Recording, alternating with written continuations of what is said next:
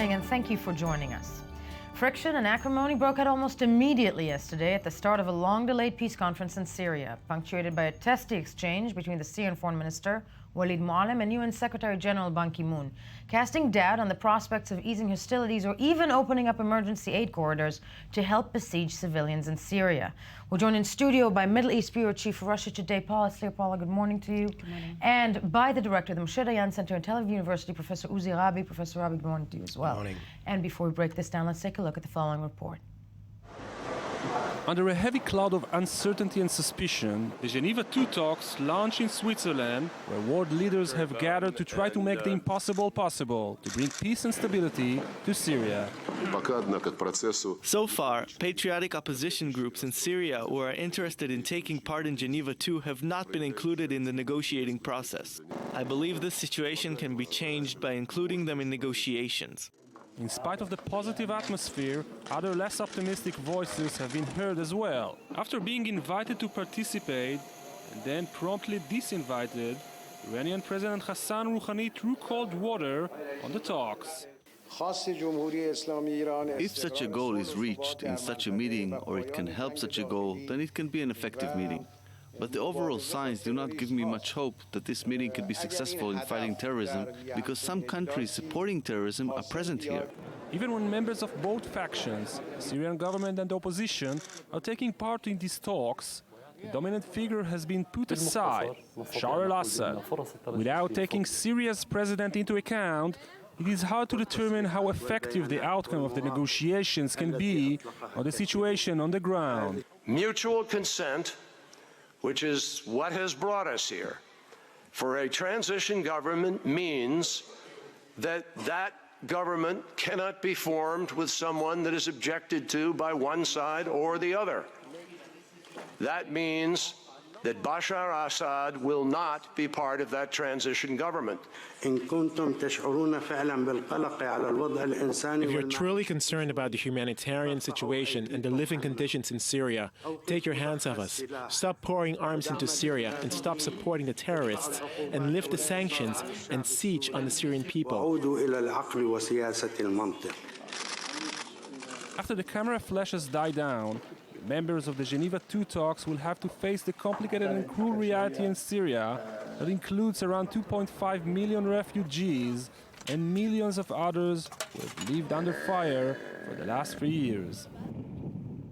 Now, the peace conference of delegates representing some 30 countries in the lakeside Swiss city of Montreux, already troubled by last-minute diplomatic stumbles, was described by Secretary of State John Kerry, in Geneva, was described by Secretary of State John Kerry as a test for the international community, especially when it comes to the Syrian story. That said, it began with a scuffle between UN Secretary General Ban Ki-moon and Walid Mualem at the beginning of the talks. This is what happened. To Mr. opposition groups. Yourself, you live in New York, I live in Syria. I have the right to give the Syrian version here in this forum. Yes, of course, I do not After 3 years of suffering, that, this is my right. This, we have to have some constructive and harmonious dialogue. Please refrain from any inflammatory remarks and accusing. Paula Slier of Russia Today, not looking very good.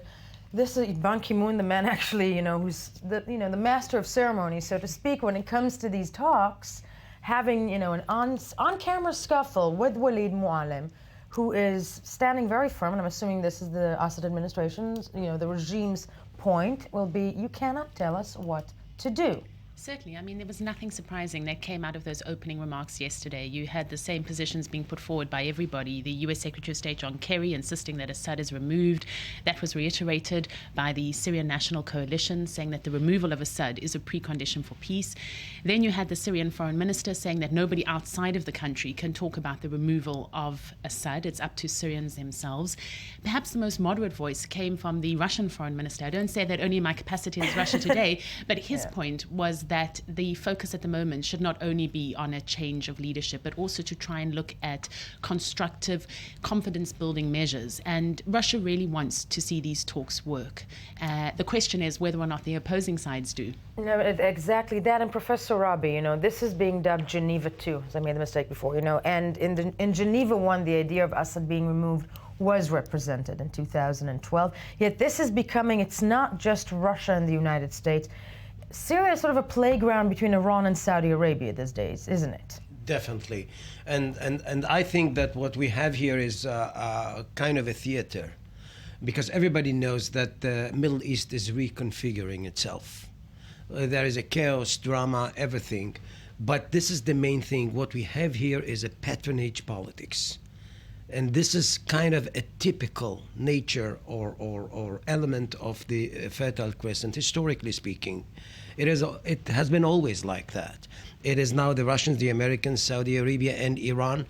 Everybody, every local player is supported by the outside, and this shadow box is something that we have to take into account.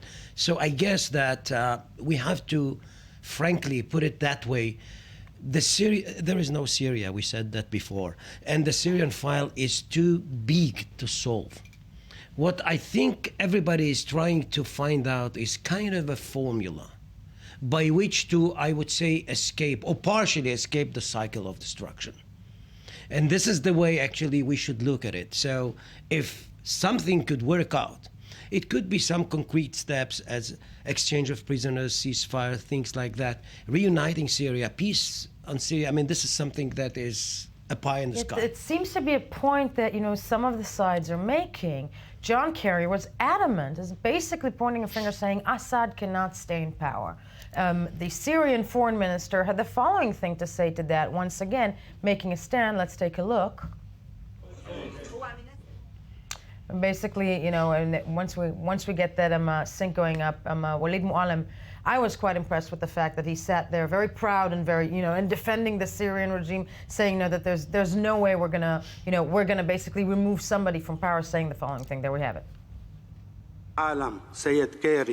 No one in the world, Mr. Kerry, no one in the world has the right to give or take legitimacy to a president or government or constitution or law or anything in Syria except for the Syrians themselves. And Professor, the Syrians feel they can say that because hasn't the United States proven, yes, the regime, very true, feel that they can say that because the United States seems to have disengaged other than these political statements in beautiful, cities in Europe where they're sitting and discussing things. I mean, it's part of this tough negotiations. I mean, we have to, I think, realize that this is the stance adopted by the Bashar's regime.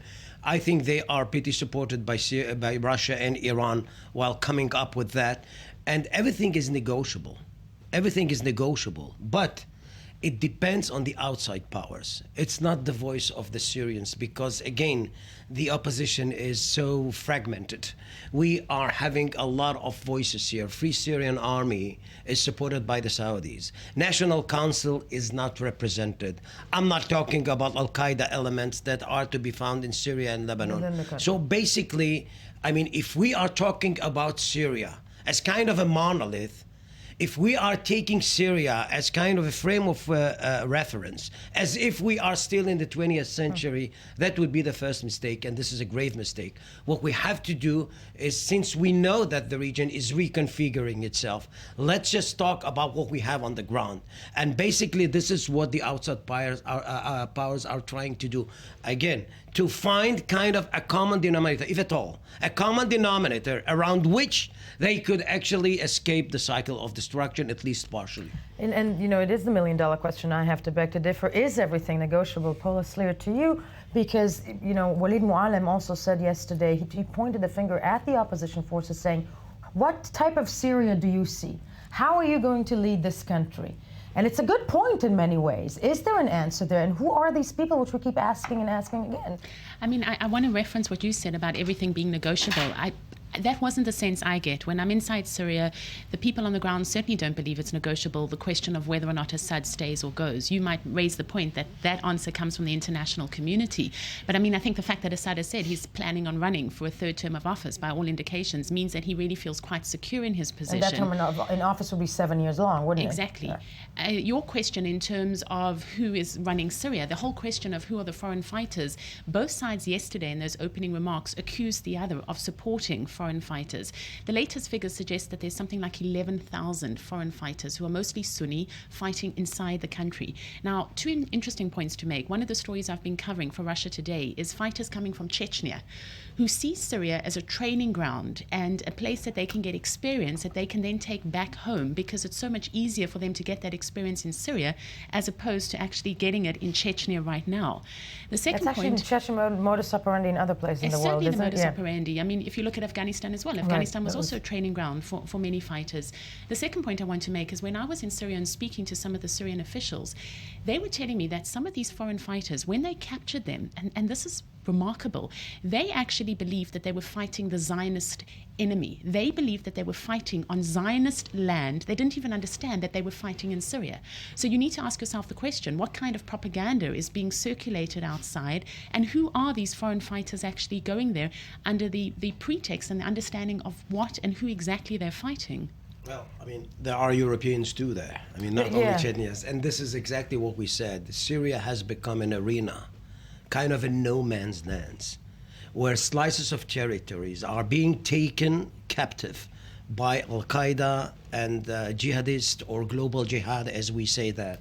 And these people are coming with the dogma of the, let us say, war of civilization. So this is why they are talking about the Zionist Christian alliance and stuff like that.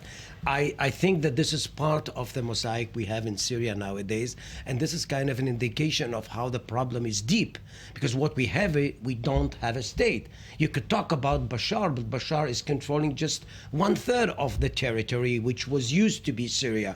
So basically we have to work on that after having a kind of an understanding of what the forces on the ground are.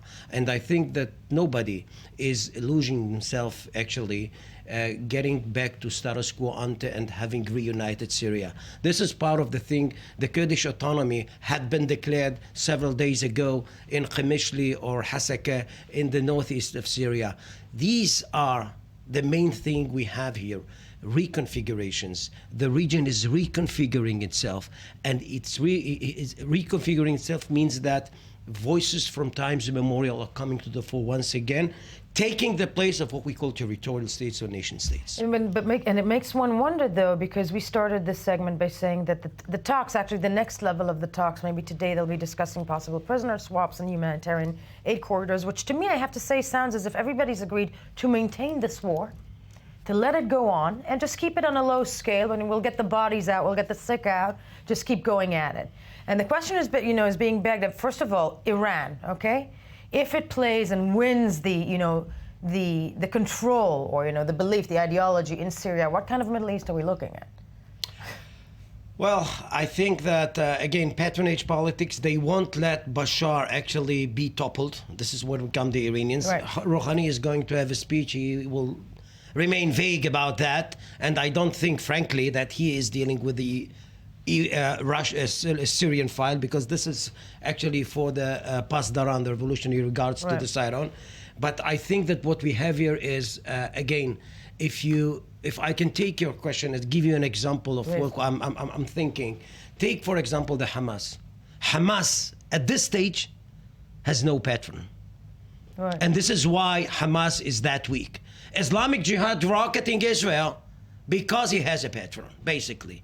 I mean, among other things. So I think that what we have to look here while talking about the Middle East, we have a bunch of problems here, really. Most of them are unsolvable. You are right. And this is why everybody is starting talking about the Israeli-Palestinian conflict, because relatively speaking, the Palestinian-Israeli conflict is being taken or considered as kind of a dispute or a conflict that could be solved out one way or the other. When you look at Syria, Afghanistan, Yemen, Lebanon, Iraq, you know that this is hell. And this is exactly what we're going to have in 2014, unfortunately. No, sadly true, and still on the borders. And finally, real quickly, Paul Aslir, because you're with Russia today. Russia very heavily involved in these Geneva II Syrian talks. What do they want? The Russians want the talks to work. I think Russia got a lot of mileage, particularly in this part of the world, in terms of how it dealt with Syria last year. But is there an understanding that they're never going to work in a way that's going to be solved? I don't think they want to say that right now. For me, part of the question of how Russia is going to deal with the talks is also how the United States is. I mean, there is thinking that John Kerry very much understands that these talks are not going to work, and perhaps he's trying to use them as a potential way to drive a wedge between the Russians and the Syrians. If he can get the Russians to try and get the Syrians to commit to things that ultimately they don't commit to, that might be a way that Russia could perhaps move closer to the United States. So yes, Russia wants it to work, but Russia also has a very fine line of not trying to lose its close ally, Bashar Assad. No, definitely, and at the end of the day, it's a chessboard that major powers are playing at, but the people are suffering. When we get back, Ukraine opposition sets 24-hour deadline as 3 protesters are killed. Opposition leader vows escalation if violence if the president fails to offer concessions. First, though, let's hear some more of the morning headlines, and thank you for joining.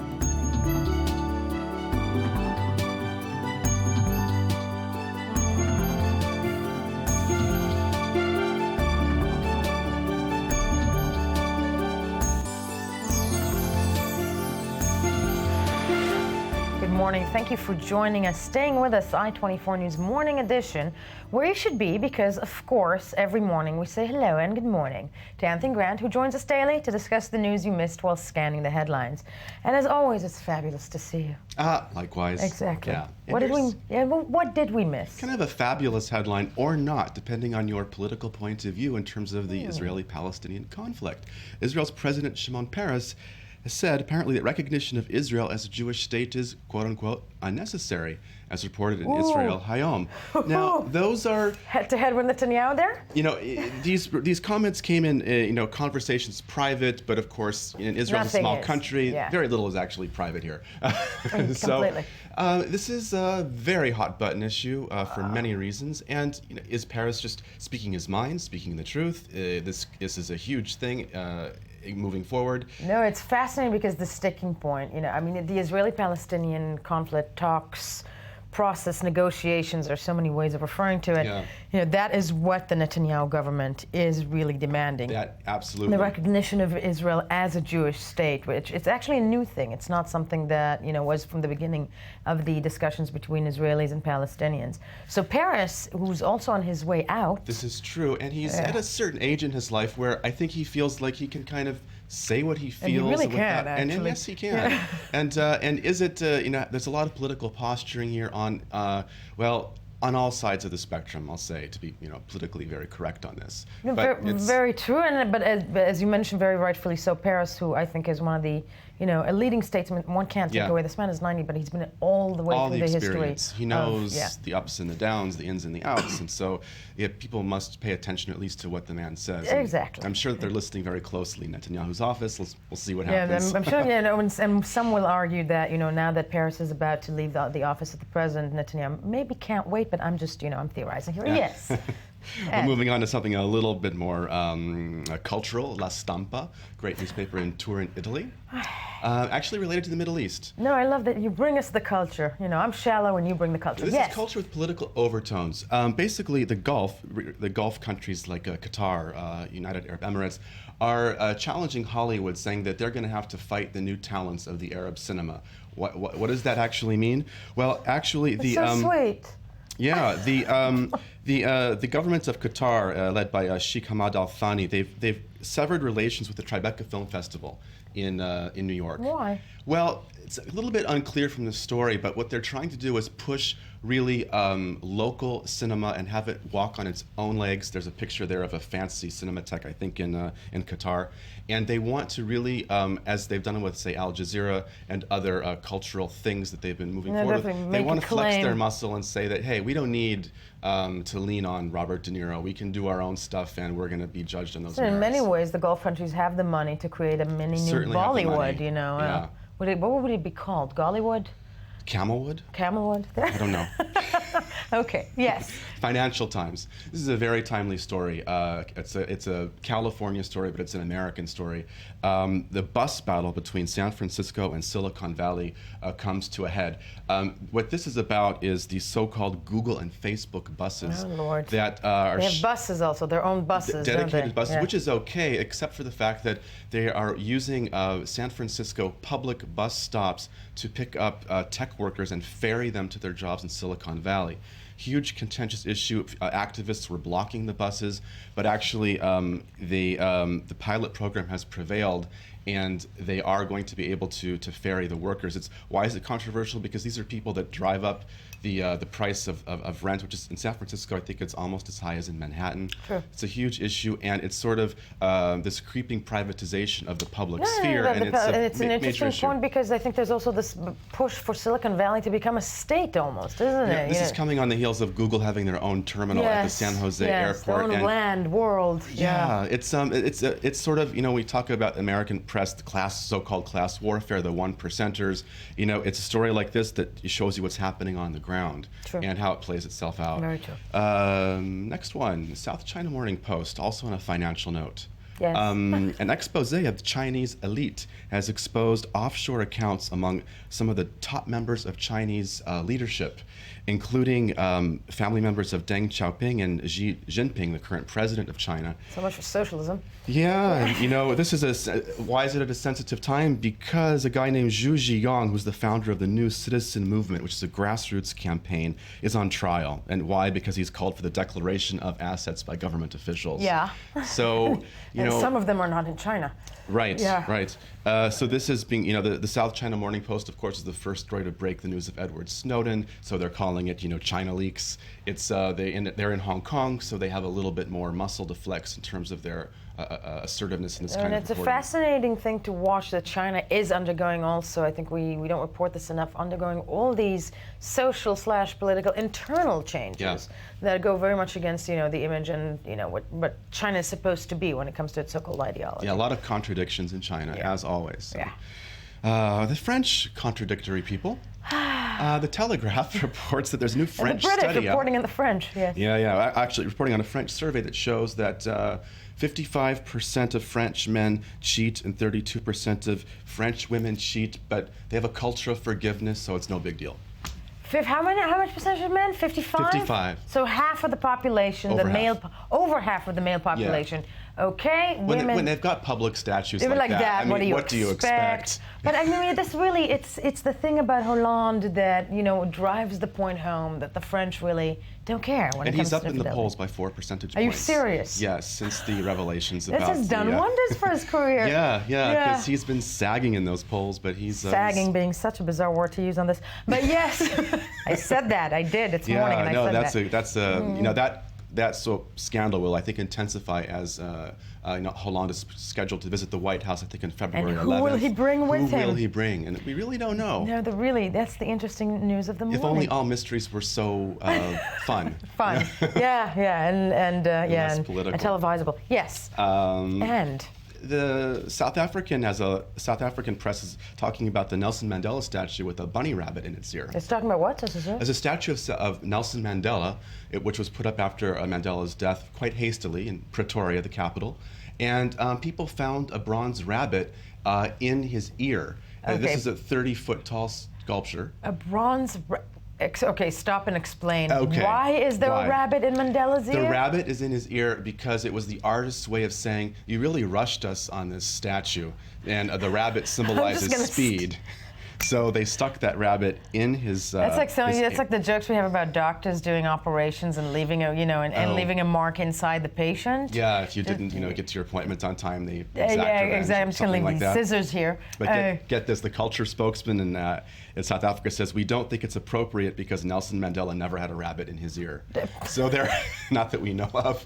Not that we know of, but we're gonna maybe we'll check with the guy who did the sign language in the funeral. A rabbit in the ear. No. So they've asked the people to take the to rabbit replace the out. rabbit? Yeah, but I think it's going to end up on eBay or something. I'd buy it. Nelson Mandela's rabbit. Yeah. Tony Grant, thank you so much. Fabulous. As always, you will be joining me in the beginning of the next hour.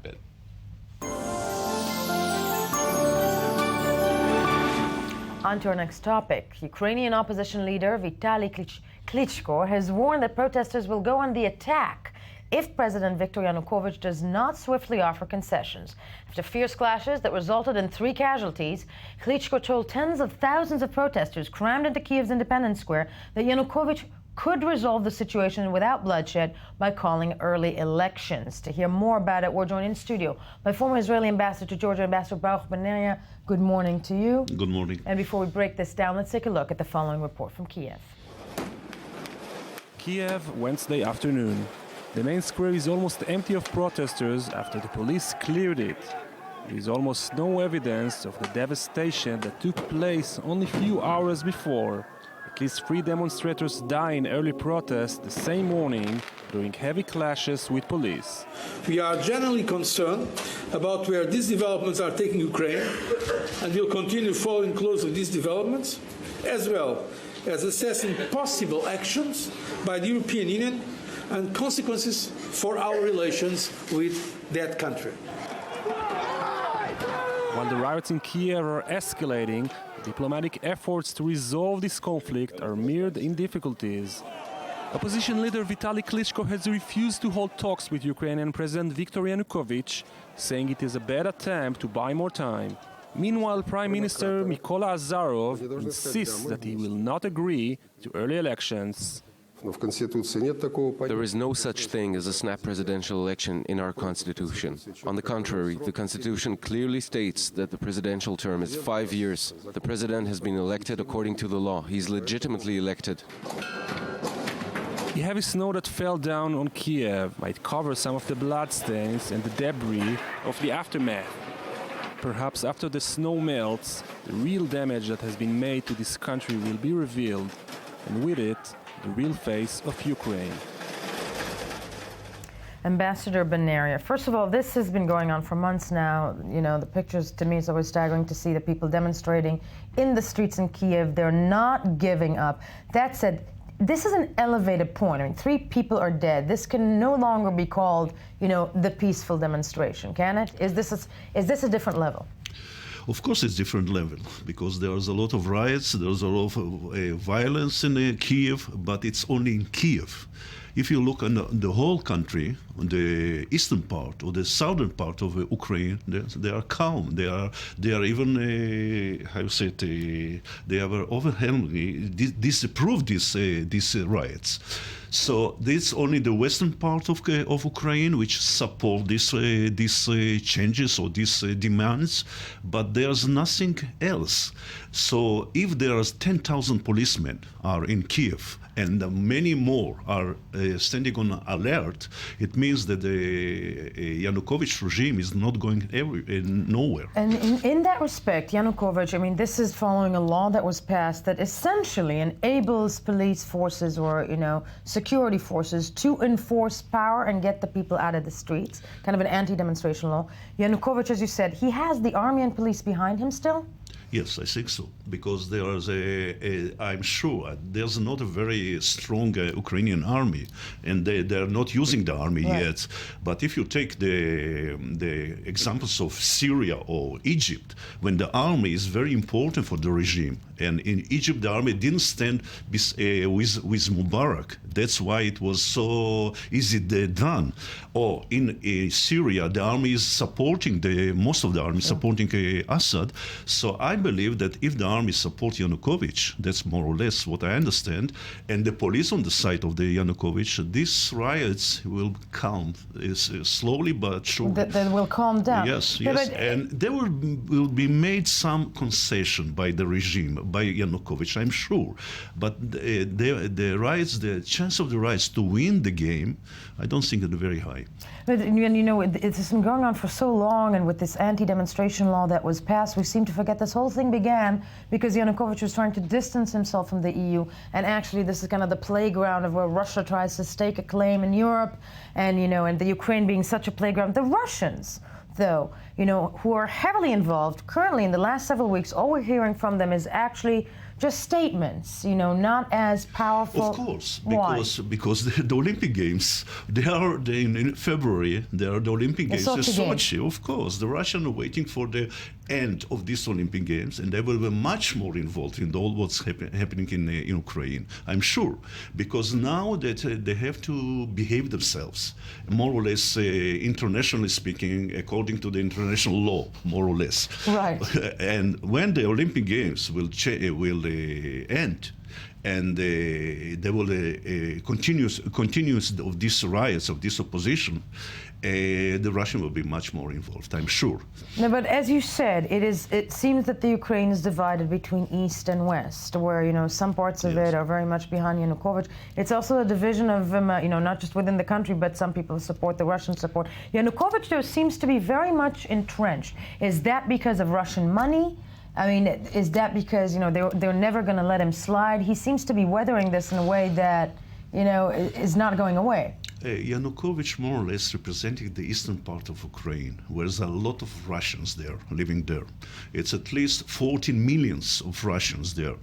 And Yanukovych is the leader of the Region Party, which is the eastern part of the Ukraine.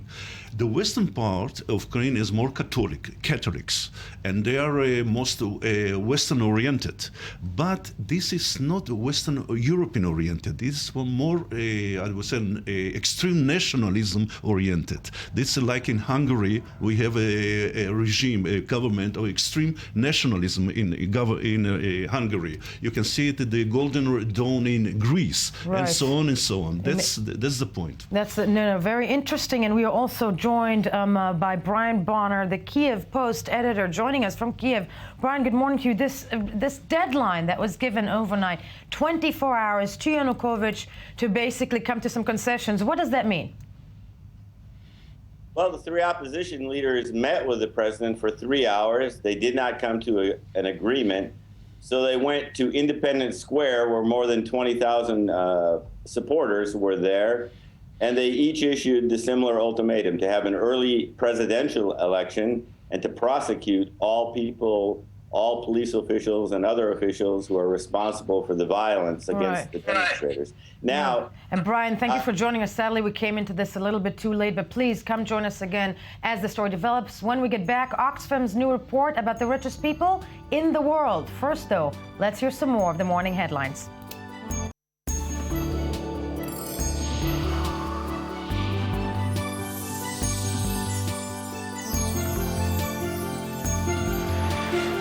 Welcome back. It's still Thursday, January 23rd, 2014. This is still the morning edition on I-24 News, where you should definitely be.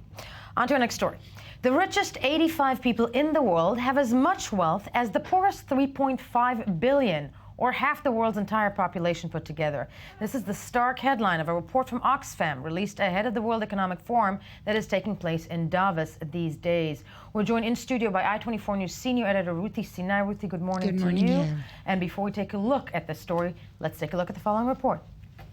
Global and business leaders gathered in Davos, Switzerland on Wednesday as the World Economic Forum kicked off its 44th annual summit. Some 40 heads of state are in attendance, along with multiple central bankers and more than half the chief executives of the world's 1,000 largest companies. The hot topic at the conference is inequality. Rising income disparity and the resultant social unrest was flagged as the biggest threat to the world in the WEF's annual Global Risk 2014 report released last week. A message read at the opening ceremony from Pope Francis, who has identified strongly with the poor and severely criticized capitalism, called on attendees to use their wealth to serve humanity. The growth of equality demands something more than economic growth, even though it presupposes it. It demands, first of all, a transcendent vision of the person. Because without a perspective of eternal life, human progress in this world is denied.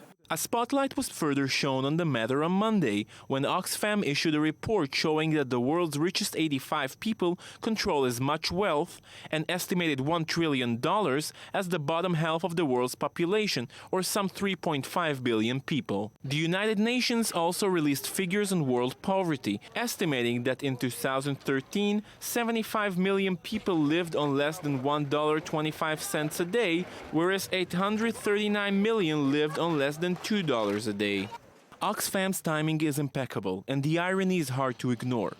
As the World Economic Forum hosts the world's political and business elite at the prestigious Swiss ski resort, they may assess global risks all they wish, in the meanwhile taking the time to mingle. Oxfam's report is clear on one thing: the current levels of economic inequality cannot be concurrent with democracy. Also joined by the head of global policy at Oxfam, Mr. Max Lawson. Good morning to you, Mr. Lawson. Good morning. Now, the report, break down the report for us for a minute. You know, what did it expose? The report exposed the grotesque inequality that we see in the world today between a handful of people right at the top. So the famous statistic that 85 people together, you could fit them on a small yacht or a double-decker bus. They own the same amount of wealth as the bottom half of the world's population. And Oxfam, as a charity, we work with the poorest people on the planet. We think that's a crazy situation. There's not enough wealth in the world to have so few people holding so much. And it's a ridiculous number entirely, and it also shows, you know, we always talk about the 1%, but the 1% having that much money as opposed to, you know, almost the rest of the world. What does it undermine in today's Western society? What does it do to it? It does many things. It's bad for growth. It's morally wrong. It's economically not sensible. But the key point that we wanted to make in this report is very bad for politics. There's a famous quote that you can have democracy or you can have extreme wealth, but you can't have both. And the problem is that when you see a lot of money in very few hands, then that money is often used to skew the political process. And we've found that to be the case all over the world in countries where we work. So it's true in Africa, in many countries where the proceeds of things like mining or oil and gas are just going into a few hands. You see it in countries as diverse as India, South Africa, but you also see it in the West. So you've seen that we looked at financial deregulation and the financial crisis and the link between that and deregulation and lobbying by big financial firms, incredibly rich hedge fund owners in the US. And you can see how the laws are written on behalf of the richest people. Of those 85 people. Max Lawson, thank you so much for joining us. UTC9 senior news editor, I24 News. You know, Davos, where a lot of rich men are gathering today. Mostly men, by the way. Mostly men, exactly. When you know, I've read a bunch of them. You know, discussions they're going to have. Even Goldie Hawn is coming there to meditate, to discuss meditation in economy. I have no idea why. Do you think this report, which really is, you know, a staggering piece of information, will this be discussed? Will this be addressed? Look, it's addressed every year, but I don't see much change emanating from these gatherings. The inequality, I mean, this is very striking. You know, when you say 85 people, this is something we can get our hands on. I mean, but this is something we can understand. It's not millions, trillions, billions. It's 85 people, as he said. You know, fit them on a double-decker bus. Okay. Sure. Okay, so now 3.5 billion, that's the other half of this equation. Of course, we don't understand what that means. That's just, but it's half the world's population. So look, these people who come to Davos every year, they know this. This is not news to them. You know, it makes good headlines, but it's not news. This is the 1%, essentially. It's not the 1% even. You know, but 85 is 0.00001%. But look, the thing is, as Max Lawson mentioned, the problem is that these people just keep getting richer. And what they do is, he sort of touched on it, and this is important to understand, they skew the political system. They buy power, they buy influence, then all these countries where the wealthier people live, the industrialized countries, have all reduced their tax rates since the 1970s. The top bracket tax rates have all gone down. So that's one place where they affect, you know, with their power, they affect the laws to bring down taxation. Down the tax For the rich, most For the likely, rich. yes. Then there is tax laws having to do with tax havens. You know, yesterday there was a report about 20,000 rich Chinese who've stashed their money in offshore accounts. So again, you know, this is how rich people, they buy influence, they buy power, and they change the laws. It has to do with deregulation. You know, if you want, you know, your company to make more money, you need the government regulators to not to interfere so much in your business. Again, you can change the law if you can buy or influence the lawmakers, the legislators. So this is just, you know, it's a vicious circle. It infringes on democracy. On democracy. You know, Max Lawson mentioned a quote. I also pulled it up. I'd like to read it to you. This is from Supreme Court Justice Louis Brandeis, who's one of the most famous and eminent justices in the U.S., in the United States. And he said, we may have democracy or we may have wealth concentrated in the hands of a very few, but we cannot have both. And, that's the bottom line. And then finally, though, I have to ask, because it's reports like these, and, you know, it's impeccable timing, as our own report said, that it comes right, along with Davos. But it just seems to be getting worse. It seems also that the social unrest around the world, you know, what we've almost seen in the Middle East 3 years ago is dying, and this doesn't seem to be changing, even moving towards any kind of social change in the countries. It's not. The thing is, you know, where it's gotten to the point where you're just saying you want to appeal to these people to be less, I'm sorry, but pigs. Yes. You know? No, we'll say it. The expression filthy rich comes from that. Comes from that. Yeah, completely. Ruthie Sinai, thank you so much for joining us this morning. It's really a fascinating report by Oxfam, and we're moving on.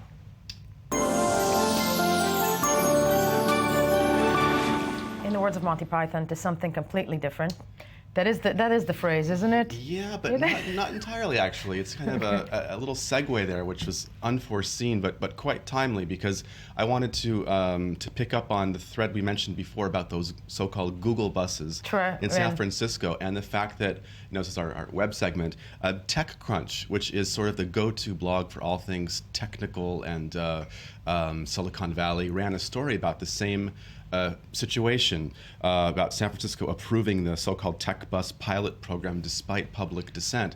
And it ties right in with what Ruti was saying, and these 85 filthy rich people who may or may not include Google executives. I don't know if that includes. Let's say, who are the 85? I don't think so. Okay. So these are people who own the world. Okay, yeah. But Google is close to owning a big chunk of the world, and the fact that TechCrunch knowing picked up everything on this about us, there's that too. Yeah. It's sort of again as a private company, as this article in TechCrunch points out, they can do what they want, but even they are saying here that they are using public spaces in flagrant violation of the law, and that has San Francisco. Come on, it's the city of freedom, nothing's more flower power, PC, soy milk. So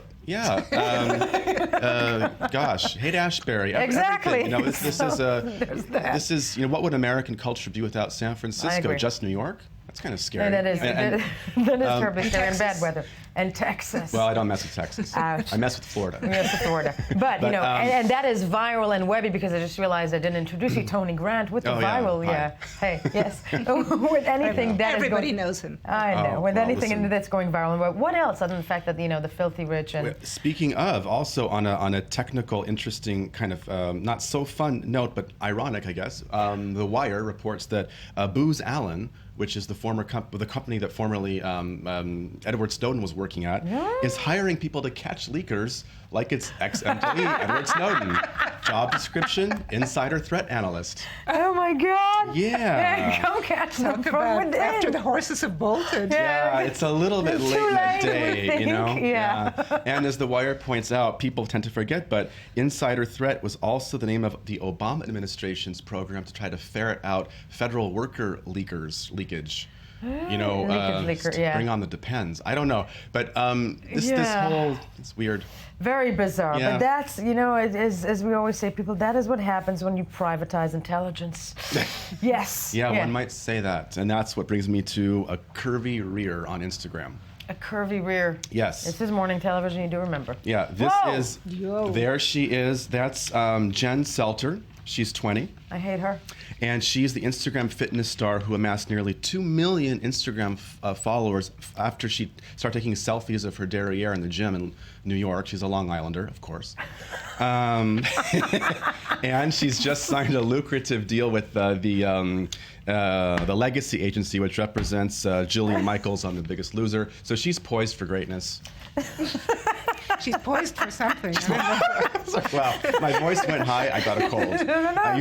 She's poised for something. And wait, I got to understand this. She took selfies just of her behind? Just of her, basically. I mean, mostly of the behind. And it was covered. It was tasteful. I'm trying to think how one does that. Yeah, I was just, you just acrobatics. Kind of, we had the side boob, and then we have now the, okay. Yeah, ask Anthony Weiner. I don't know. No, don't. don't ask. He's probably in the Anthony same Weiner. gym as her. Yeah, okay. So she's going to be the it sensation of 2014. And that picture, now that I feel so good about my body, what else? Yeah. You'll feel great about this. The Gothamist reports this new trend in New York, the American Apparel store, which we all sometimes shop at. They got a new trend with, like, very realistic mannequins, which are look like that. Yeah, I'm so glad Ruthie Sinai is also here. Yeah. It's the whole, first of all, this has been making headlines, hasn't it? I mean, around the world. It's the whole... making the rounds, yeah. And what is their idea behind... American Apparel says that they're a company that celebrates natural beauty. I.e. bushes. We have to say that because you see it. It's not George and Laura. And the Lower East Side, New York Valentine's Day window continues that celebration. So it's something to be happy about. It's a good line. It's a very good line. Yeah. And yeah, I mean, the whole hair, no hair discussion is, it's not even a segment, it's a 2-hour show. Yeah, well, let's bring some royalty into it. Please drop the royalty. How about Prince Harry? Of course. Yeah, Prince Harry and his beard. Now, he recently shaved the beard, and Hello Magazine, bringing you upscale gossip from the United Kingdom, had a reader survey. Gossip with a British accent, yes. How many people do you think liked the beard? Interesting. How many? 65 billion. Only 85. Yeah, and they're just 85, and they're on a double-decker bus. 60% like the beard. Like I think he looks more princely with the beard. With the beard. Yeah. Maybe he needs a little bit more. Well, Harry's the black sheep, right? Yeah, he's the party guy. We discussed the royals yesterday. He's kind of the one with the uniform of the Nazi. Yeah. I'm not allowed to say that word. Las Vegas party girls. Exactly. Yeah. So the beard does give him a little bit more. And come to think of it, if the Queen now gives the job shares with eventually this kid can be king. Yeah. Well, listen, if American Apparel can do it, he can do it. Amen. I couldn't say it better myself. Yes. Yes. Ouch. And Miley Cyrus, of course, has pilfered a look from Lady Gaga. It's not good. Those chicks are constantly. Whoa. Yeah. No, that's bad. For one of her recent promos, Lady Gaga did some falsies with her teeth to prove that she can. I don't know why she did it. And now Miley Cyrus is, kind of copying the same look to promote some Unplugged special MTV, and it's pretty brazen, I think. I mean, that's a really kind of Lady Gaga. I want to talk about this picture for a second because the thing, if it can come up again, the thing is, it's supposedly showing bad teeth, etc., and we're completely disregarding the fact that she's practically naked, folks. Oh. Come on. Well, there's no side boob. It's the whole, Miley Cyrus promotes Unplugged special with ugliest look, but it's maybe inspired by Rihanna and the whole. Probably. I mean, this is not a side boob. This is a full frontal. Yeah, but the teeth thing is really weird. Very bizarre. I have no explanation. It makes you wonder. What does the man? She should take. I don't take think her parents were dentists. She's the one who refuses to take advice from old Jewish men. Right. Yeah. Yeah, she could take some advice from some old dentists, regardless of faith. Very British-looking picture. I never said it. Okay, folks, this is it for us. Thank you. Thank you. And when we come back, everything you need to know about the 56th Annual Grammy Awards ceremony coming up this Sunday. We'll tell you all about it. First.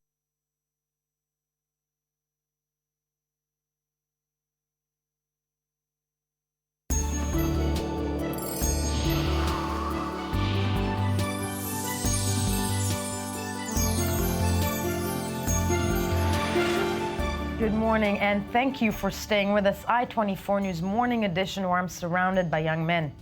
And we are joined in studio by the Sport Magazine host, Jonathan Regev. I love to be called a young man. You see? Compared to me, darling, you are. And very, very young. No comments on my behalf. None whatsoever. And a strikingly good-looking one at that. Yes. Flattery will get me anything. Oh, yes, and everything. yes. Should I I'm waiting leave you for two a alone? blush. You want to get? Yeah, Come back later. Very busy. Or should I stay? Okay, my God. Yeah. Moving on to sports Yes. news. Wow. Sports. Very few people thought that Dominika Tsibolkova will be one of the two finalists in the Australian Open, but there are so many surprises in this tournament that it has happened. Na Li from China against Dominika Tsibolkova from Slovakia. That will be the women's final. In Chinese women in tennis. Na Li is very good. Na Li, Wow. this will be her third Terrible appearance statement in for the me. Australian Open final in the last 4 years. And before we talk about it, let's hear about our Ori Baum, our sports correspondent. So, tell us about all the surprises, many surprises we've seen so far this year Open. at Let's the take a Australian look. Open.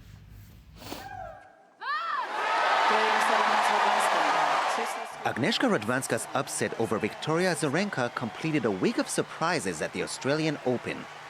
The two-time defending champion Azarenka was ousted in the quarterfinals after a 3-set loss, setting the path for a new champion. It was hard to come back, but I don't know, my game wasn't there today as I wanted to, but she definitely played really well. Following her win, Radwanska completes a rare list of semi-finalists who will have an opportunity to win their first ever Grand Slam tournament. Chinese veteran Li Na, 19-year-old Canadian sensation Eugenie Bouchard, and Slovakia's Dominika Tsibolkova, whose road to her first semi-final in Australia was quite surprising. The 24-year-old Tsibolkova upset Maria Sharapova in the fourth round, beating the 2008 Australian Open winner in 3 sets. Sharapova had her ups and downs in Melbourne, struggling to adjust playing after returning from a shoulder injury. I mean, I haven't been playing the best tennis throughout this tournament, but I've found ways to get through the last 2 matches, and I try to do that again today. But she played extremely well. The former world number 1 was joined by another top seed on the surprise elimination list, the current number 1 and top favorite to win the tournament, Serena Williams. The 5-time Australian Open winner was shocked in the 4th round by Serbia's Ana Ivanovic, who beat Williams for the first time in 5 matches. I obviously wasn't hitting the way I normally would hit and wasn't moving the way I normally would move, and I'm making a lot of errors that I normally would not make and I haven't made in a couple years. The surprises weren't only in the women's games. Some of the men's top seeds were also ousted in early rounds. 5th seed Juan Martín del Potro lost in the 2nd round to Roberto Bautista Agut after a 5-set thriller. And 3rd-ranked David Ferrer's dreams of reaching his first Australian Open final were crushed by Thomas Berdych in the quarterfinals. However, the icing on the cake was saved for last. In the biggest surprise of the tournament so far, defending champion Novak Djokovic was knocked out by Stanislas Wawrinka in an epic 5-set match, ending Djoko's 3-year reign as champion and avenging his loss in the 4th round a year ago. He took his opportunities, he deserved this win today, and I congratulate him absolutely. There is nothing I can say. I gave my best, I gave it all. I tried to, come out as a winner. I tried to, fight to the last point as I did in a very similar match that we had last year in 4th round, the same court. But it wasn't to be this time. With Djokovic and Azarenka out of the tournament, Australia will crown new champions. And maybe the surprises will keep on coming until the final match point. So just look at the list of big names gone before the semifinal. Serena Williams, Sharapova, Azarenka, Djokovic, Del Potro. It just doesn't end. And no surprise that Dominika Tsibolkova, she's a player that few people thought she'd make it to the final. Outside the tennis world, few people have heard about her. And yes, she is in a Grand Slam final. And at what point did Serena drop out? Because I'm 4th round. 4th round. I'm of the milieu, so to speak, that just to me, women's tennis is Serena Williams. 4th round, and interesting, Serena Williams is the most successful player in the Australian Open in the in the professional era. She won it 5 times, but she has not been past the quarterfinals for the past 4 years. It's a trend. So something may be happening there in Melbourne. Over in the men's tournament, we're on to the semifinal. One epic game.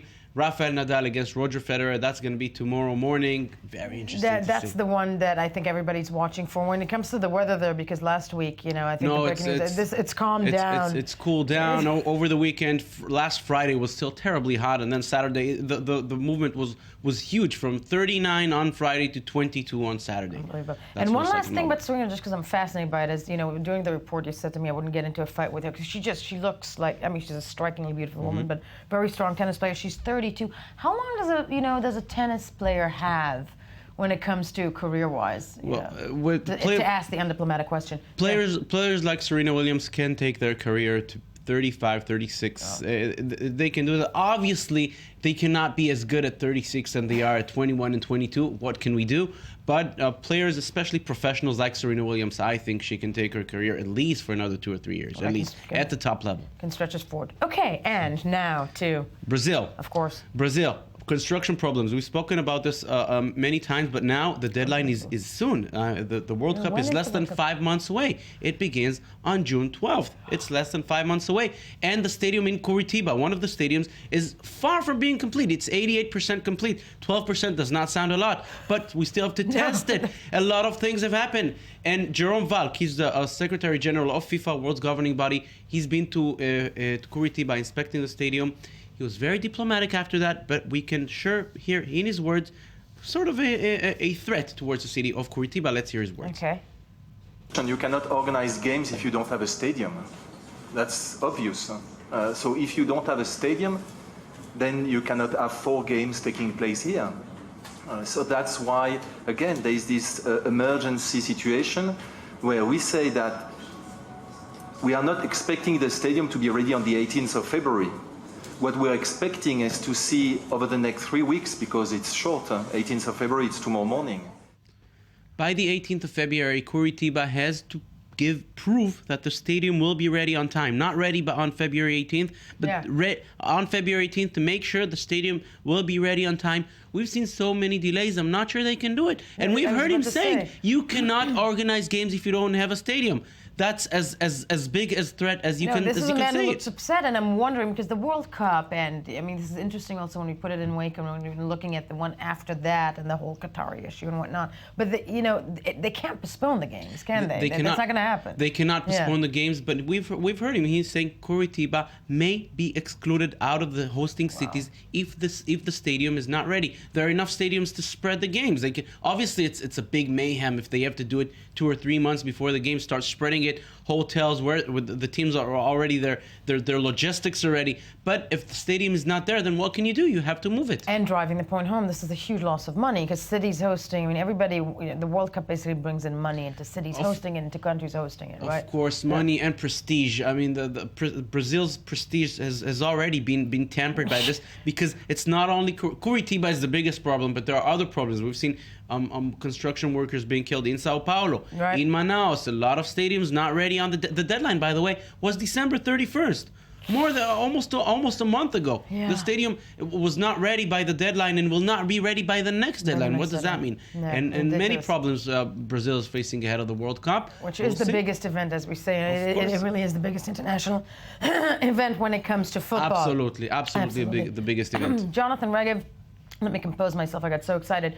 Let's not forget to watch the sports magazine today, 5:30 on I-24 News, where you can get all 7:40 Israeli time. That's 6:40 Central European time. Yes. Central European time, where you can get all the Jonathan Regev that that you have to get for the rest of your day. And for now, we're moving on to Odette Gruber to get our fix. Culture host. Yeah, I know exactly.